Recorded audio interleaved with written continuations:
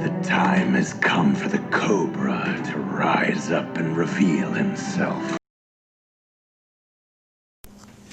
Now, let's take a look at, from inflation, how the economy, without any action from fiscal policy, the government doing fiscal policy, contractionary fiscal policy, or the Federal Reserve or central bank doing contractionary monetary policy without any action, completely laissez-faire, hands-off, how long-term pressures decreasing the short-run aggregate supply will shift an economy from inflation back to where we should be, LRAS, back to long-run equilibrium. Again, LRAS is our goal. It remains constant. The long-term pressures are on input costs and expectations of prices to short-run aggregate supply.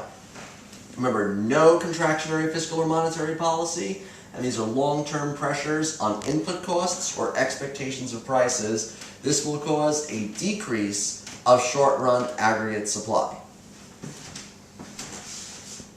Method number one, inflation. Again, I like method number two better, but I'm going to start with method number one.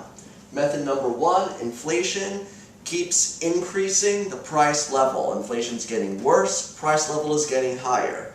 However, businesses associate price level with profit, and businesses keep expecting the price level to increase.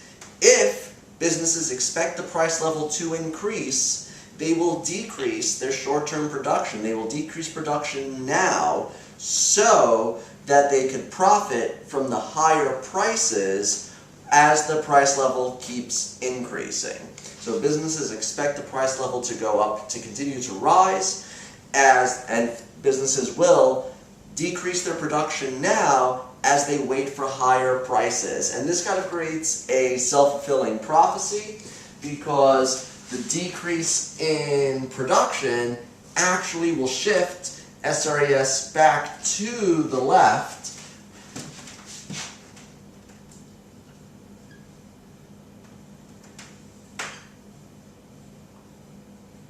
and as SRAS decreases,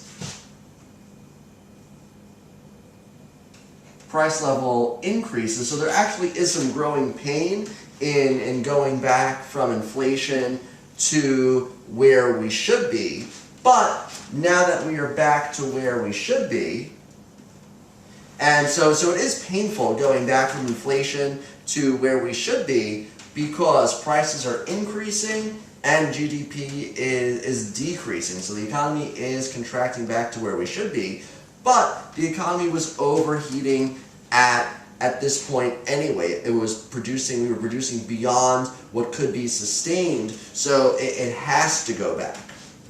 But it is painful going back, as there's a decrease in output, increase in unemployment, and an increase in prices. So unlike recession, which is an increase in production, a shift to the right of SRAS, and you feel a positive expansion in the economy, the return to LRAS, the return to where we should be from an overheated economy, it is actually painful. It is contractionary, because the economy is shifting to the SRAS is shifting to the left, and we experience higher prices and decreased output and increased unemployment.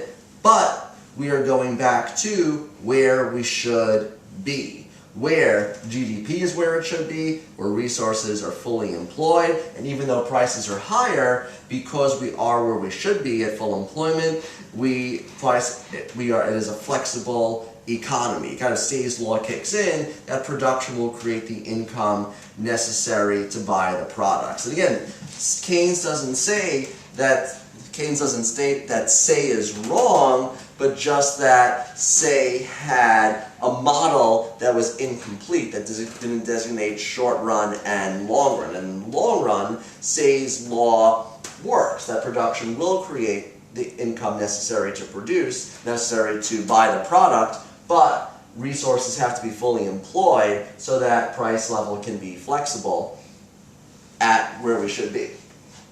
Okay, now let's take a look at method 2. So method 1 is shorter, but I think a little more convoluted. And again, it speaks to that what Keynes says, that animal spirit of business, that businesses are going to expect things to get prices to get higher, therefore profits going to get higher, therefore they're going to shut down, they're going to decrease production now, which will then shift the economy leftward, SRAS leftward. Again, this is all SRAS because we're only dealing with expectations of prices and input costs. Aggregate demand remains the same because that's C plus I plus G plus NX, and we've only been dealing with the ability and willingness to produce and the long-term pressures on the ability and willingness to produce. Now let's take a look at method 2. Method 2 is a little longer, but I think more linear, and really speaks to the idea of input costs, which is the driving force of SRAS.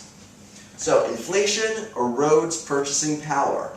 Remember, real anything, so real wage equals the nominal wage minus the inflation rate, our inflation erosion formula. So real anything, real wage equals nominal wage minus the inflation rate. So as the inflation rate is increasing, then the real wage is decreasing at a rapid rate, at a rapidly increasing rate.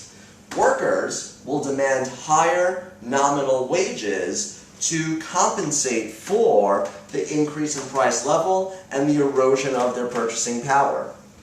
The higher nominal wages will then increase input costs for businesses. As input costs, because wages are input costs. Wages are in the factor is the cost of labor, so input cost. And increasing input costs will decrease the ability and willingness of businesses to produce, and as businesses, it is more difficult for businesses to produce.